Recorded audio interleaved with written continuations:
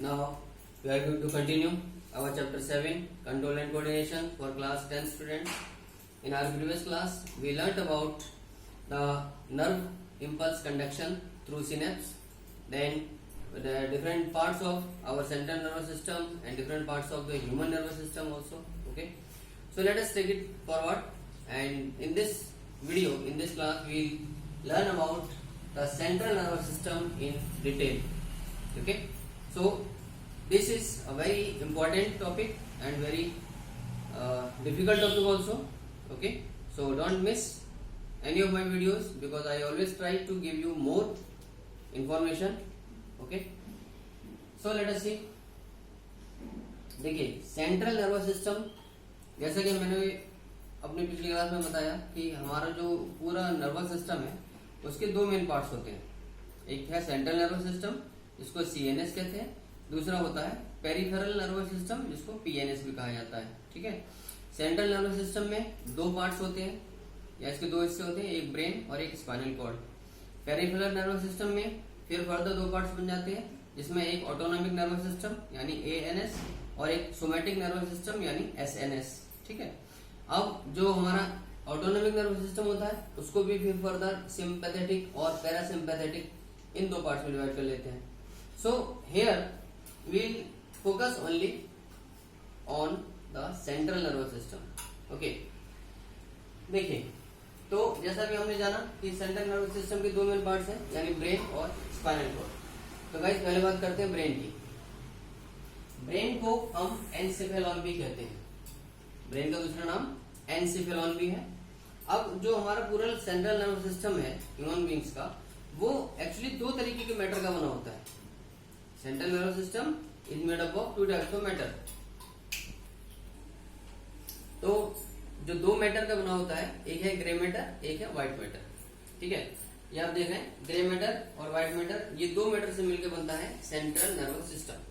अब grey matter क्या है? ग्रे मैटर में इंक्लूडेड होते हैं जो सेल बॉडीज है, साइटोन्स, और दूसरे जो नॉन माइलिनेटेड या नॉन माइलिनेटेड जो न्यूरॉन्स हैं वो इन दोस्त में ग्रे मैटर में शामिल होते हैं. ग्रे मैटर के बने होते हैं सेल बॉडी यानी साइटोन्स और नॉन मेड्यूलरी न्यूरॉन्स या नॉन माइलिनेटेड न्यूरॉन्स, ये इसके अंतर्गत आते हैं.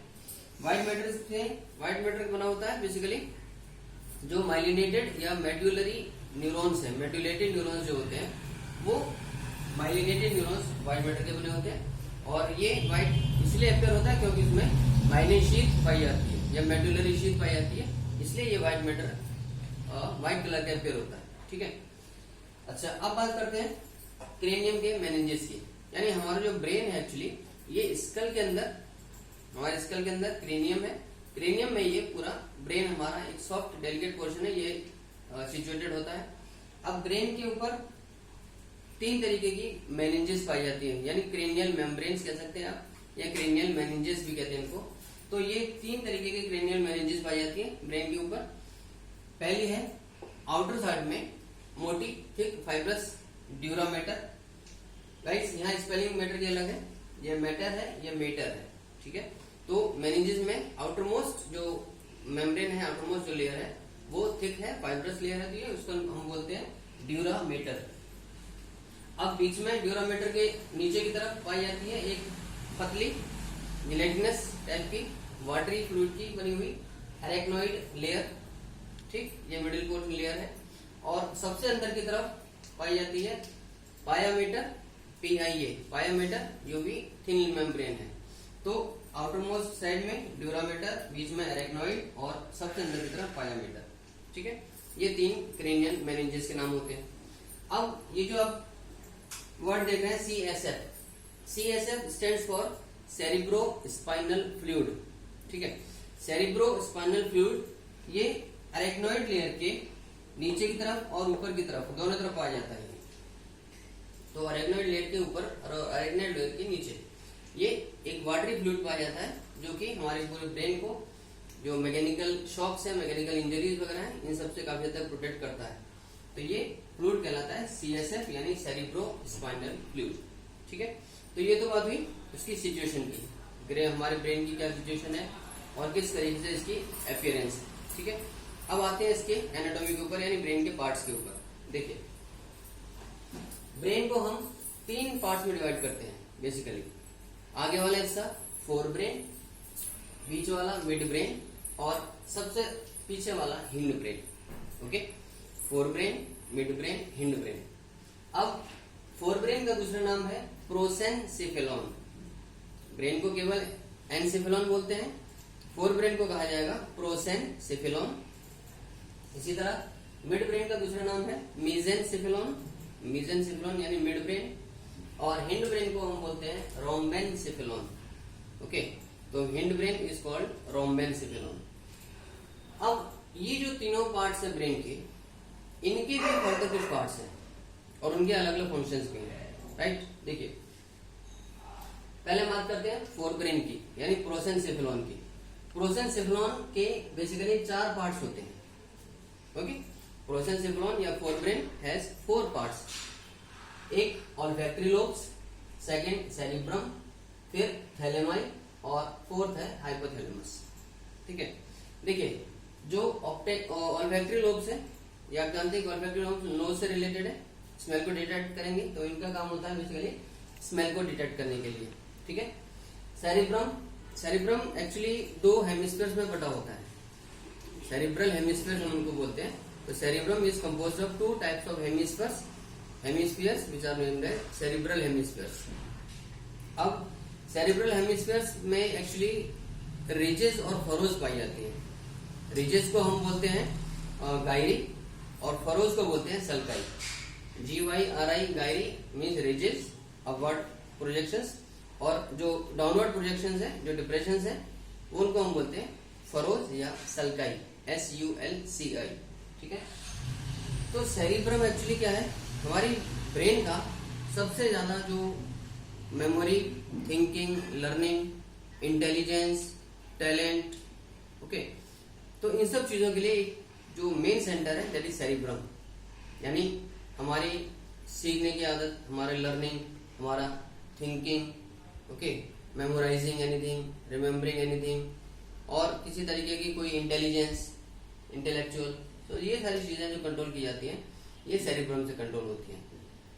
अब थैलेमाई और हाइपोथैलेमस ये एक्चुअली डायनसेफेलॉन के पार्ट है। डायनसेफेलॉन में epithalamus, thalamus, hypothalamus, okay, third ventricle, तो ये सारी चीजें इंक्लूड होकर डायनसेफेलॉन बनाती हैं। अब इस डायनसेफेलॉन का काम क्या होता है, एक्चुअली ये डायनसेफेलॉन रिले सेंटर की तरह काम करता है और इसमें हेल्प मिलती है हमारी बॉडी की होम्योस्टेसिस को मेंटेन रखने में, यानी बॉडी की जो टेम्परेचर रेगुलेशन है, होम्योस्टेसिस को मेंटेन करने में भी डायनसेफेलॉन का काफी हद तक सपोर्ट होता है, हेल्प होती है। और साथ ही साथ डायनसेफेलॉन से न्यूरो हार्मोन्स का सिक्रीशन होता है। ठीक, डायनसेफेलॉन हम कह सकते हैं कि जो पिट्यूटरी ग्लैंड है उसका भी पार्ट बनाता है, और इसी डायनसेफेलॉन की वजह से पिट्यूटरी ग्लैंड के जो हार्मोन्स है उनके सिक्रीशन को भी रेगुलेशन इसी के द्वारा किया जाता है। और साथ ही साथ इसी डायनसेफेलॉन वाले पोर्शन से सेरिब्रो स्पाइनल फ्लूइड का भी सिक्रीशन होता है। ओके, तो CSF या सेरिब्रो स्पाइनल फ्लूइड का सिक्रीशन, न्यूरो हार्मोन्स का सिक्रीशन, पिट्यूटरी ग्लैंड के सिक्रीशंस और होम्योस्टेसिस की मेंटेनिंग, ठीक है, इस तरीके की सारी चीजें हमारे डायनसेफेलॉन से कंट्रोल की जाती है, जो कि एक रिले सेंटर की तरह से भी काम करता है। ठीक है, सो गाइस ये तो बात हुई हमारे फोर ब्रेन की, और इसमें मेन चीज मैंने आपको बताया कि सेरिब्रम के ऊपर विशेष फोकस कीजिएगा, क्योंकि cerebrum is our main thinking part. तो जितना भी हमारा बुद्धि का काम, सोचने का, समझने का, इंटेलेक्चुअल काम होते हैं, लर्निंग वगैरह, ये सारी चीजें हमारी सेरिब्रम से कंट्रोल होती है। ठीक है, थ्रू गायरी एंड सल्काई। अच्छा, अब आते हैं अपने मिड ब्रेन के ऊपर। मिड ब्रेन यानी मीजेनसेफेलॉन। मीजेनसेफेलॉन के एक्चुअली 2 मेन पार्ट्स हैं, एक तो ऑप्टिक लोब्स और दूसरा सेरिब्रल पेडेंकल्स। ऑप्टिक लोब्स आप नाम से समझ रहे हैं कि ऑप्टिक वर्ड मीन्स देखने से रिलेटेड है। सो यहाँ ऑप्टिक लोब्स का मेन काम होता है कि जो विजुअल रिफ्लेक्सेस हैं, जो ऑडिटरी रिफ्लेक्सेस हैं, इनको कंट्रोल करने का काम हमारा जो ऑप्टिक लोब्स है वो करते हैं। ठीक है, ये मिड ब्रेन से कंट्रोल होती है, यानी आईज का मूवमेंट, ओके, पिपल का मूवमेंट और ऑडिटरी जितने भी रिफ्लेक्सेस यानी साउंड का डिटेक्शन, ये सारी चीजें कंट्रोल करते हैं ऑप्टिक लोब्स। देन सेरिब्रल पेडेंकल्स, जिसको हम क्रूरा सेरिब्राई भी कह सकते हैं। सेरिब्रल पेडेंकल्स का दूसरा नाम है क्रूरा, CRURA, सेरिब्राई CEREBRI। तो क्रूरा सेरिब्राई इनको कहा जाता है।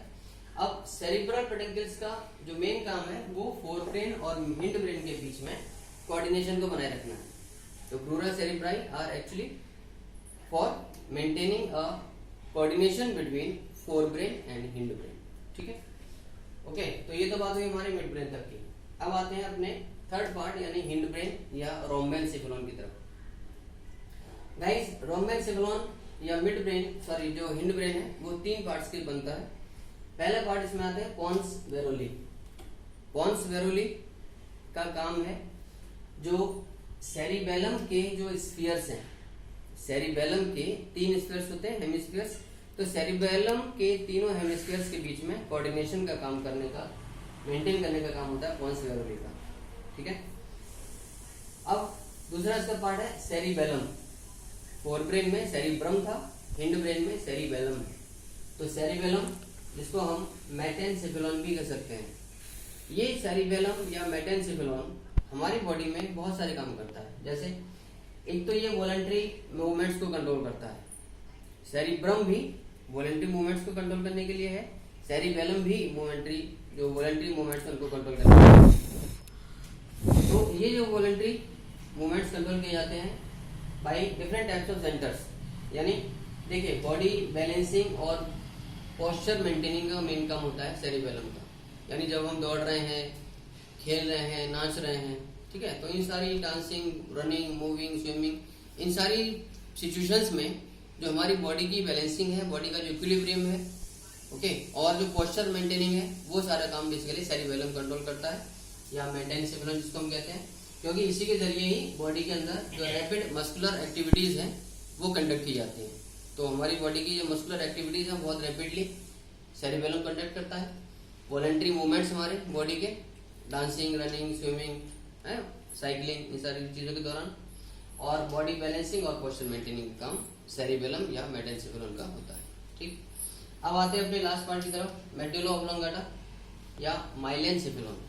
जो हिंड ब्रेन का जो सबसे लास्ट का पोर्शन है उसको हम मेडुला ऑब्लोंगाटा या माइलेनसेफेलॉन भी कहते हैं। इसका काम इनवॉलंटरी एक्शंस को कंट्रोल करना है। बॉडी के अंदर जो इनवॉलंटरी एक्टिविटीज होती हैं, जैसे हमारे फूड का डाइजेशन है ना, हार्ट बीट है, तो ये सारी इनवॉलंटरी एक्टिविटीज जो बॉडी के इंटरनल ऑर्गन्स में होती है, जिसके ऊपर हमारा कोई कंट्रोल नहीं होता, वो रेगुलेट की जाती है मेडुला ऑब्लोंगाटा या माइलेनसेफेलॉन के द्वारा। तो ये हमारी बॉडी में कई प्रकार के सेंटर्स की तरीके से काम करता है, जैसे cardiac centre to pump blood, to maintain heart beat etcetera. Then respiratory centre हमारी प्रोसेस और रेस्पिरेशन को मेंटेन रखने के लिए। सैलिवरी सेंटर्स की तरह सैलिवरी जो ग्लैंड्स हैं, सैलिवरी ग्लैंड से सलाइवा के सिक्रीशन के लिए यही मेडुला ऑब्लोंगाटा रिस्पांसिबल है, कंट्रोल करता है। वेसो मोटर सेंटर्स जो हमारी ब्लड वेसल्स हैं उनमें कॉन्ट्रैक्शन होना, उसके लिए ये मेडुला ऑब्लोंगाटा का इसका काम होता है। ऐसी कई सारी जो और रिफ्लेक्सेस हैं बॉडी में जो अचानक से होते हैं, जिसको हम प्लान नहीं करते, ऐसे रिफ्लेक्स एक्शंस को भी कंट्रोल करने का काम मेडुला ऑब्लोंगाटा यानी माइलेनसेफेलॉन का होता है। जैसे कफिंग, खांसी आना, स्नीजिंग, छींकना, वोमिटिंग, उल्टी होना, यूरिनेटिंग, डेफिकेशन, पेशाब जाना, मलमूत्र विसर्जन, ठीक है, ब्लड प्रेशर कंट्रोलिंग, और जो एलिमेंट्री कैनाल है उसका जो अल्टरनेटिंग रिदमिक मूवमेंट है, पेरिस्टाल्सिस, वो स्वेलिंग ऑफ फूड, भोजन को निगलना, तो ये सारी चीजें हमारा मेडुला ऑब्लोंगाटा कंट्रोल करता है। ठीक है, तो गाइस ये तो बात हुई सेंट्रल नर्वस सिस्टम के फर्स्ट पार्ट यानी ब्रेन के बारे में। आपने देखा कि ब्रेन के तीन पार्ट्स हैं, उनके सबके फिर फर्दर सब पार्ट्स हैं, और उन हर पार्ट का अलग अलग कोई ना कोई स्पेसिफिक फंक्शन है, राइट। चलिए अब आते हैं अपने इस क्लास के लास्ट टॉपिक की ओर, जिसका नाम है spinal cord. Spinal cord actually एक थिक नर्व है, ठीक है, एक मोटी सी नर्व के रूप में होती है हमारी बॉडी में, और ये जो हमारे मेडुला ऑब्लोंगाटा है, मेडुला ऑब्लोंगाटा के यानी हमारी ब्रेन के पिछले सबसे निचले सिरे से कनेक्ट होती है। तो स्पाइनल कॉर्ड मेडुला ऑब्लोंगाटा से, यानी उसके बेसिकली हम कह सकते हैं जो फोर्थ वेंट्रिकल है उस फोर्थ वेंट्रिकल से कनेक्ट होती है, यहाँ हिंड ब्रेन में सबसे पीछे की तरफ, और वहां से ये वर्टिब्रल कॉलम के अंदर न्यूरल कैनाल से होती हुई, उसके अंदर न्यूरल कैनाल है, न्यूरल कैनाल के अंदर ये प्रोटेक्टेड रूप से ये अंदर रन करती है नीचे, और यहाँ नीचे पीछे हमारे फर्स्ट लुम्बर वर्टिब्रा तक जाती है। ओके, तो स्पाइनल कॉर्ड की पोजीशन वर्टिब्रल कॉलम के अंदर न्यूरल कैनाल के जरिए ये पूरी इसकी सिचुएशन है, और ऊपर की तरफ ये हिंड ब्रेन के लास्ट पार्ट यानी मेडुला ऑब्लोंगेटा के फोर्थ वेंट्रिकल से कनेक्टेड है, और नीचे ये फर्स्ट लुम्बर वर्टिब्रा तक जाती है। ओके, ये तो गाइस इसके बाद ही स्पाइनल कॉर्ड की पोजीशन की। अब इसके काम क्या है? स्पाइनल कॉर्ड एक्चुअली जो हमारा ब्रेन है और जो पेरिफेरल नर्वस सिस्टम है, जो पेरिफेरल नर्व्स हैं, जैसे हमने देखा था कि इसमें 3 तरीके की नर्व्स होती हैं, क्रेनियल नर्व्स है ना, स्पाइनल नर्व्स, विसरल नर्व्स। तो ये cranial nerves, spinal nerves, visceral nerves, इन तीनों प्रकार के नर्व्स के बीच में और ब्रेन के बीच में एक लिंक के रूप में काम करता है। ठीक, साथ ही साथ कई प्रकार के जो रिफ्लेक्स एक्शंस हैं, जो स्पाइनल रिफ्लेक्स हम लोग कहते हैं, जैसे किसी गर्म चीज के ऊपर हाथ लगना, अचानक से वहां से हाथ हटा लेना, तो ये स्पाइनल रिफ्लेक्स का एग्जांपल है। इस तरीके से कई प्रकार के स्पाइनल रिफ्लेक्सेस को भी कंडक्ट करने में हमारी बॉडी को हेल्प करती है। तो गाइस देखा आपने कि कितना मेजर रोल है ब्रेन का, स्पाइनल कॉर्ड का, यानी ओवरऑल जो हमारा सेंट्रल नर्वस सिस्टम है, और इसके साथ साथ जो पेरिफेरल नर्वस सिस्टम है ना, जिसमें सारी नर्व्स इंक्लूडेड होती हैं, क्रेनियल नर्व्स, स्पाइनल नर्व्स और visceral nerves. Cranial nerves brain वाले हिस्से में क्रेनियम से रिलेटेड होती है, उसके पार्ट्स को सारे क्रेनियम को ये हमारे ब्रेन से कनेक्ट करती है। स्पाइनल नर्व्स स्पाइनल कॉर्ड से ओरिजिनेट होती हैं और बॉडी के जो अदर पार्ट्स हैं उनको स्पाइनल कॉर्ड से कनेक्ट करती हैं। इसी तरह जो विसरल नर्व्स हैं वो बॉडी के अंदर जो विसरल ऑर्गन्स हैं हमारी बॉडी में, जैसे एलिमेंट्री कैनाल है, तो इन सारे विसरल ऑर्गन्स को ये हमारी बॉडी से ब्रेन से कनेक्ट करती है, सेंट्रल नर्वस सिस्टम से जोड़ती है। ठीक है, और एफरेंट और इफरेंट और रिले न्यूरॉन्स, ये हम पढ़ चुके हैं पहले ही कि एफरेंट न्यूरॉन्स यानी सेंसरी न्यूरॉन्स जो सेंस ऑर्गन से या रिसेप्टर से इंफॉर्मेशन को लेके ब्रेन तक पहुंचाते हैं या स्पाइनल कॉर्ड तक पहुंचाते हैं। मोटर न्यूरॉन्स या इफरेंट न्यूरॉन्स वो उस ब्रेन से या स्पाइनल कॉर्ड से इंस्ट्रक्शन को लेके, उस ऑर्डर को लेके इफेक्टर्स तक यानी मसल्स तक या ग्लैंड्स तक लाते हैं। और रिले न्यूरॉन्स उन ब्रेन में और स्पाइनल कॉर्ड में पाए जाते हैं, जो कि एक प्रकार के लिंक होते हैं अफरेंट और इफरेंट न्यूरॉन्स के बीच में। ओके, सो गाइस, उम्मीद है आपको पसंद आया होगा, आपको काफी कुछ सीखने को मिला होगा इस चैप्टर में, इस टॉपिक में। अब हम अपने नेक्स्ट वीडियो में बात करेंगे हमारी ह्यूमन बॉडी के एंडोक्राइन सिस्टम के बारे में, which is also very important. So don't miss any of my videos, again and again I am telling, please keep watching, keep liking and keep sharing to your friends so that they all may also get benefited. Thank you. Stay safe. God bless you.